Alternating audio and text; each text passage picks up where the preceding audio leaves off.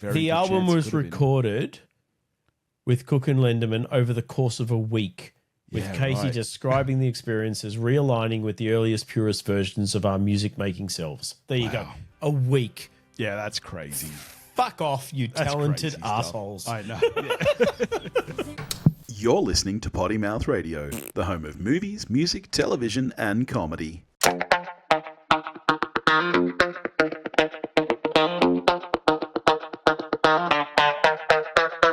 And now, the hunt for the perfect album. Hello, everybody, and welcome back to the hunt for the perfect album with Billy and Dave, where this week it was my choice. I don't go by Dave anymore. I would like to be known as Daxahatchee. Oh, Daxahatchee.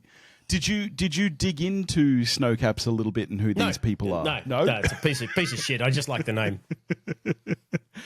Yes, because this week I gave you the self-titled album by Snocaps, a band that nobody knew existed before this album dropped. They dropped it just out of nowhere, and it is what the indie rock community would refer to as a supergroup. Nobody else would know who these people are. But yes, Waxahachie, who you mentioned, also known as Katie Crutchfield, her twin sister Alison, they were in several bands a while ago. Alison Crutchfield, also known for swearing, MJ Lenderman and Brad Cook. I'm known for swearing. Maybe we should get together. And I'm curious to hear what you thought of this. Waxahachie, mostly like indie rock, but lately has more kind of progressed into like what you'd call folk rock. Is that literally just her solo, and that's just kind of her more moniker? Or less? Yes. Okay. Yeah. So I believe I discovered Waxahachie through Rat Boys. They similar kind of vibes. They tour together a bit. They often get recommended in the same kind of circles.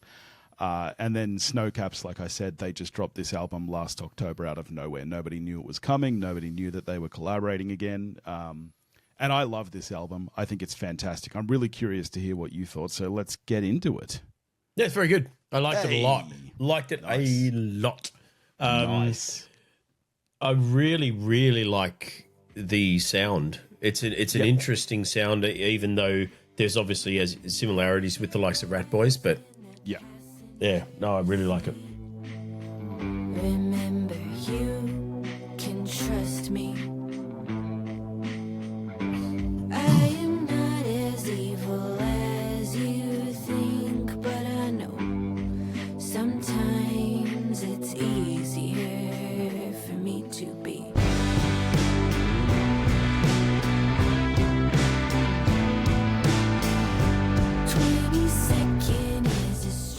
Very similar vibe to Rat Boys. Really got that kind of bubble grunge, a little bit of country twang going on. But fuck, I really, really love this album. I know I was in one of the previous. I think it was when we were talking Magnetic Fields, and I said, normally when you give me shit that it's a band I've never heard of, they all fall in the same fucking twee bucket, and I like the twee bucket, but they're all. I actually think the things of yours that I like that I've never heard of, the ones that I really end up liking are more in the bubble grunge. Yeah. The Charlie Bliss, the Rat Boys, this. Yeah. Who else have we got? The Beths. Beach Bunny. Yep. That's the bucket I like more, I think. I love the twee stuff, but I really like. I'm finding I really like this genre. Yeah, and nice. This is a particularly strong entry, I think. Weirdly, only now that I'm looking at the track listing on Wikipedia for it, I assumed that either the writing was all collaborative and it was all going to be credited to either the two of them or the four of them. Oh, right, yeah. But it's not. It's very much alternating. It's very much a McCartney-Lennon thing going on. It is, yeah. And unlike Blink-182, I don't particularly like one Crutchfield over the other. I assumed that the ones I liked would all be from one or the other, but they're not. It's literally 50-50. Yeah. Because this album is neither front-loaded nor back-loaded. It's kind of, it's a little bit flabby in the middle, but my favorite tracks are up the front and down the bottom. Yeah, well, because we get to one of my favorite tracks next. Yep, I love 100%. Heathcliff. Yep. Heathcliff is just a banger. Your window, wait for you to get back. I don't miss you. I don't think about us. It might be nothing. It's just kind of serendipitous. I'm running through traffic, nailing up the pennant. I'm working your name into every other sentence.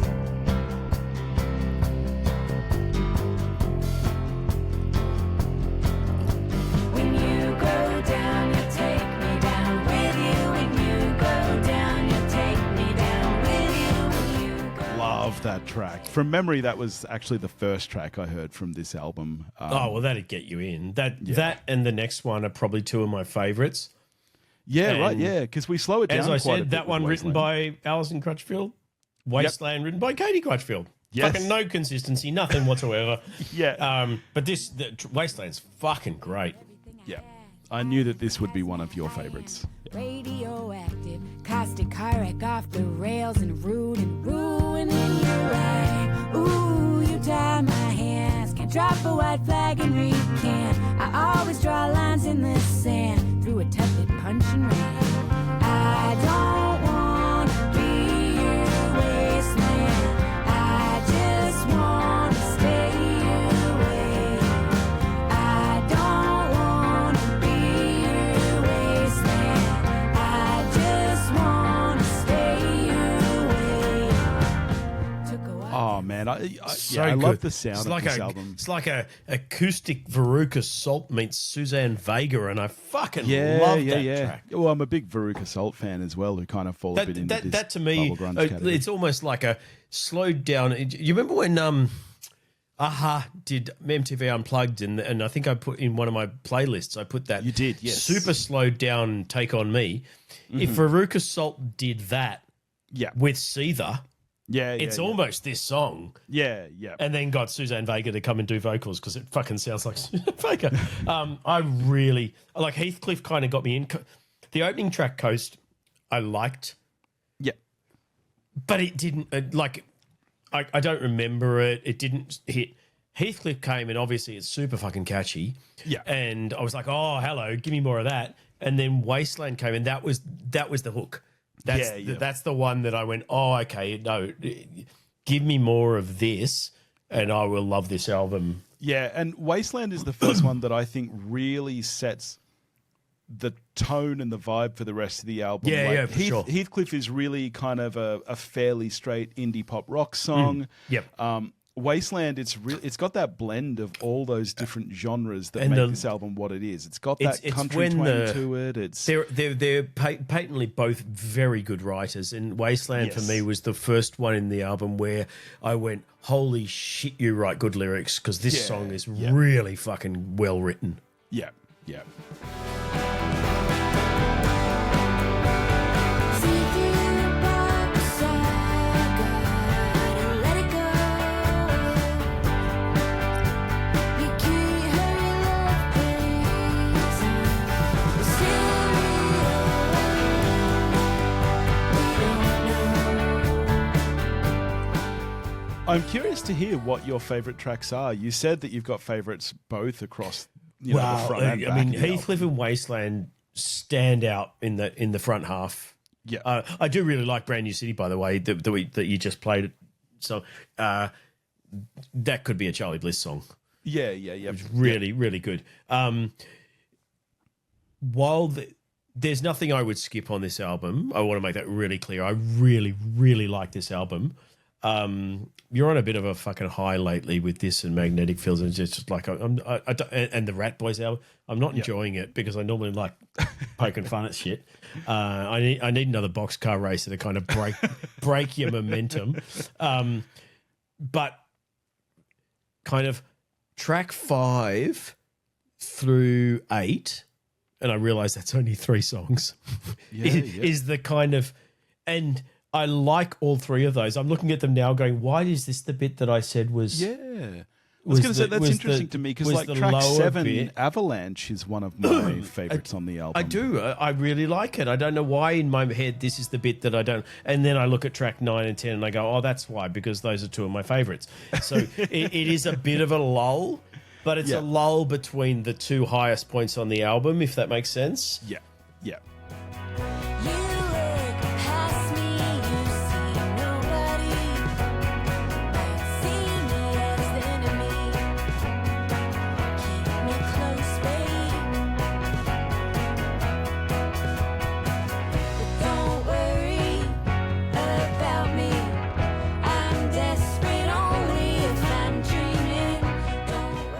Yeah, I love that track, Avalanche. And again, I find it so interesting when you look at the writers that, that's Alison, Wasteland is Katie. But I think that they're two of the most similar tracks on the album in a lot of ways. It's really weird. I'm assuming it's a bit of a early McCartney-Lennon, where a lot of it was collaborative and they just went, well, this was your initial idea, you take the credit. But the song developed collaboratively. I'm sure they're twins, yeah? Yes. I'm sure they don't just completely disparately write songs, turn up and hand the sheet music over and go sing that bitch. I think they come with a framework or an idea or maybe just the lyrics or something, and then they build the song together because there's too much sort of similar DNA through all of these, even though there is like disparate style.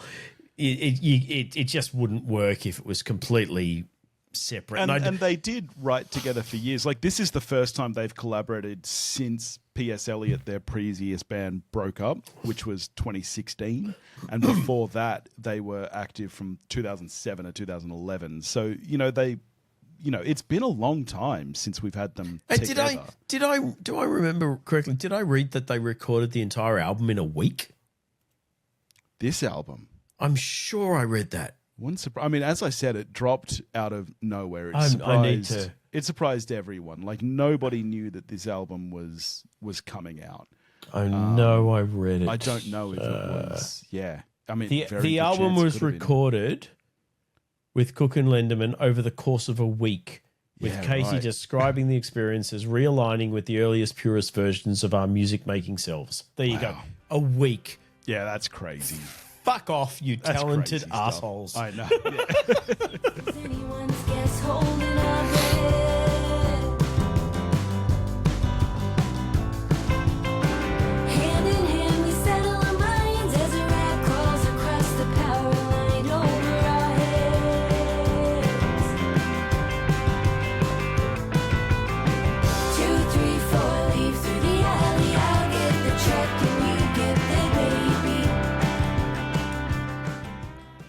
One of my favorites.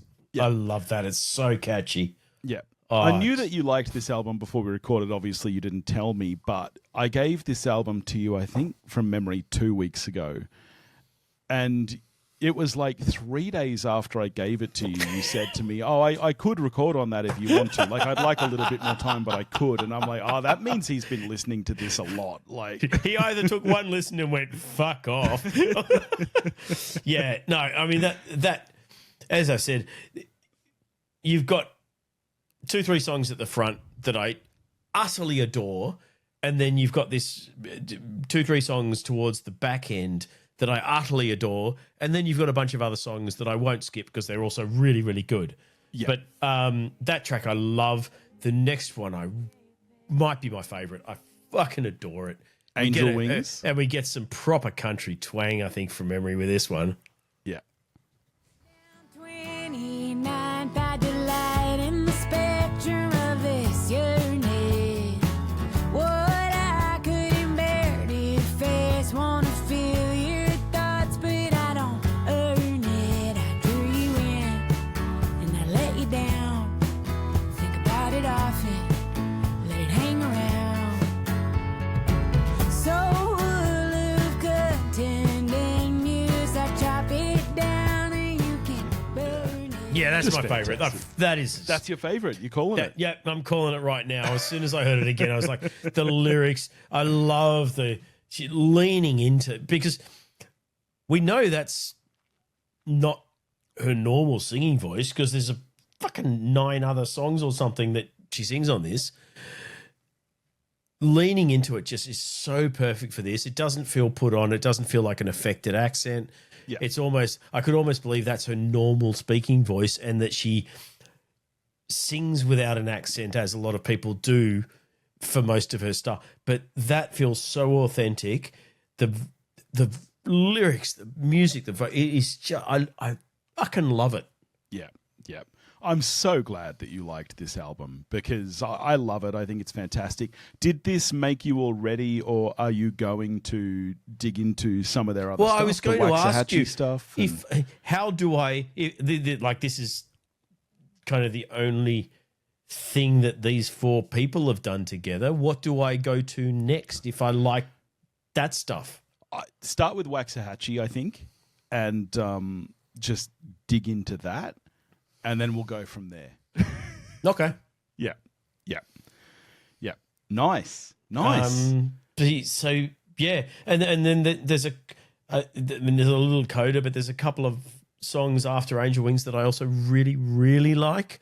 I don't know if you were going to play out on one of those or something else, but I Don't Want To and You in Rehab are both kind of in my top half of this album, I guess, nice. as well.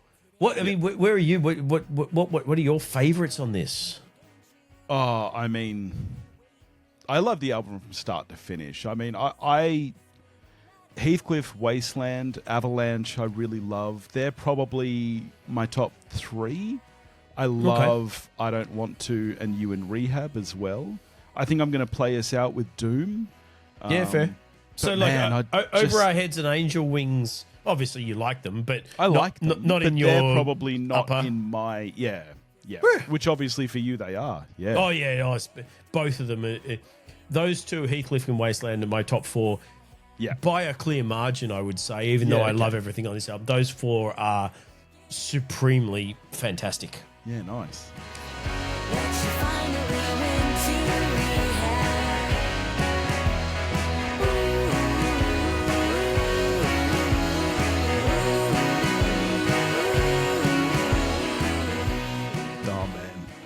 You know what this album made me really appreciate? Yeah. Is just the importance of good writing. Yeah. Because you and I both like a lot of genres where the lyrics really are not important. I don't care how good the writing is in a Black Sabbath song. I'm not listening to the lyrics.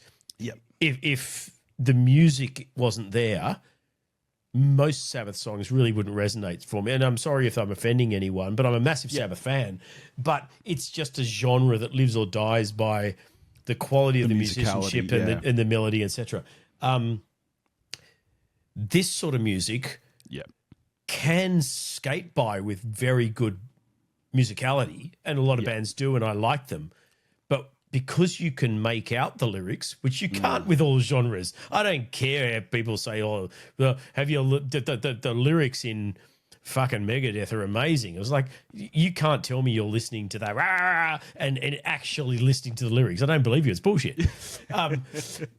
This genres like this, the lyrics can elevate mediocre musicianship, and I'm not saying this is mediocre musicianship in any way, shape, or form, but this album really made me appreciate how much better this style of music is when you've got someone that is very poetic and very thoughtful with the lyrics, and how much that elevates it. And you talk about this all the time, and I know it's probably more important to you than it is to me, because I hear you talk about the likes of the Beths and so on. Yeah. And if I'm perfectly honest, a lot of Beth songs, for example, how much I latch onto them is the music, not the lyrics. Yeah, okay. I'm kind of like the opposite of Paul Brazulla with movies. Paul Brazulla, our good, very, very good friend, will forgive any amount of shit in a movie if he thinks it looks good, or, you know, he doesn't mind if acting is shit if he likes the writing and the other parts of it. Yeah. I will forgive banal lyrics if the music, the melody or the musicianship or whatever is particularly good. And it's kind of one of the reasons I love bands like They Might Be Giants, because I generally don't listen to lyrics. Yeah. I often don't listen to lyrics, even on songs where I probably should. But when a band comes along that makes me listen to lyrics, and I stop and I think about the words that are chosen and the scansion and the phraseology and all of the things that go into it, it doesn't happen often. So when it does, it really kind of I go, oh, that's fucking good writing. And you've given me a number of a number of bands where that's been the case, which is one of the things I love most about the fact that we're doing this show is it's not a thing that I normally latch onto first with a band. And you've given me now, I'm not going to count them off, but at least 4 or 5 albums where I have stopped, I haven't stopped the album, but I've kind of paused my thought process and gone, holy shit, that was a well-written line or a phrase or whatever. And it's made me reevaluate how I assess some of these things, which is very interesting to me after, more years than I care to count listening to music, to suddenly start kind of changing the way I listen to things because of some of the things that I've listened to. Yeah. So how are you scoring this album then? Are we in like perfect album territory? It's a solid 9. Nice. Because there's 2 or 3 that I don't think are all-time classics in the middle, which seems I'm marking on a very hard curve here. It's not a 10, but I genuinely really like this, and I will be listening to it a lot and going and listening to more Crutchfieldy stuff. Nice. Well, what are you giving me next week? That's a very good question. What am I giving you next week? If you don't know, I'm not going to tell you. I did have this written down, and I think it's what I think it is, but let me just double check. I am going to give you one of the absolute progenitors of prog rock. Which I'm a massive prog fan. I think you described me as in the intro that you put together for True Classics. I'm a whatever I am that's a slave to prog music or something. And I know you like prog, but you're very much latter day. Yeah, you're like Dream Theater. Yeah. So I'm giving you a prog album from 1969. Oh, can I guess what it is? Because I think this is something that's been on my to-listen list for a very long time. Are you giving me some King Crimson? Yes! In the Court of the Crimson King. So this album, I've never listened to it, which is good. I don't think I've ever listened to any King Crimson. Okay. But it was one of those albums, as soon as I got a record player, a turntable, it's what you see it pop up on everyone's list of because it's such an iconic album cover. It's one of probably top 10 iconic album covers. Most people don't know what the album is, but everyone's seen it. Yeah. So I'm keen to finally listen to this. That's going to be interesting because it's not your sort of prog at all. But obviously, there are those. I wouldn't count myself in their number probably, but there are those that think it's in the top 10 albums of all time and that sort of thing. That'll be interesting. Nice. Okay. So that's what it is in the Court of the Crimson King. Nice. Looking forward to that. All right. Well, thank you for joining us here at the Hunt for the Perfect Album. If you want to get in touch with us, you can do that at pottymouthradio.com or pottymouthradio@gmail.com. If you're listening to this on your podcast app, we are... I don't know why I said podcast. It's like I'm a South Australian eating pasta in the bath. I was thinking more South African. Podcast. But if you're listening to this on your podcast app, you can head over to YouTube instead and see our beautiful faces. And sometimes Dave cuts in bits of music videos and whatnot. Come check it out on YouTube, because if there are music videos, they'll be in there, and it makes it a bit more fun. Yep. And as I've decided to now say on the end of every one of these episodes, as of about 3 seconds ago, we came close, but the hunt continues. Oh, I like it. Coming up with a catchphrase on episode like 70 or whatever. All right. Well, I'm going to play us out with Doom from Snocaps, and we'll catch you next week within the Court of the Crimson King. Lovely.